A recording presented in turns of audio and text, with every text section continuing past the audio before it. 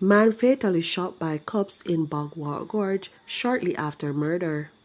Security guard shot while attempting to foil robbery in Portmore.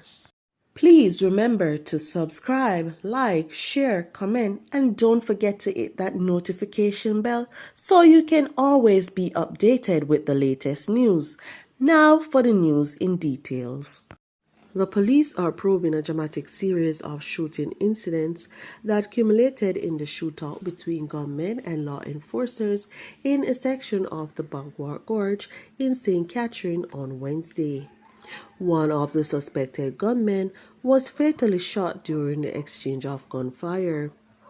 He is believed to have been among a group of shooters who were involved in the murder of a man in Riversdale, St. Catherine, early on Wednesday afternoon. Reports are that shortly after 12 p.m., the police were alerted that an unidentified man was shot and killed in Riverdale. The police subsequently intercepted the motorcar in which the men who were suspected to have committed the murder in the Bagwar Gorge. The occupants of the vehicle reportedly opened gunfire at the police, which was returned by law enforcers. When the shooting subsided, a man was found suffering from gunshot wound and a firearm was seized.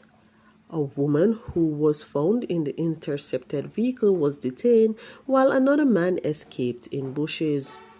The wounded man was transported to hospital where he was pronounced dead.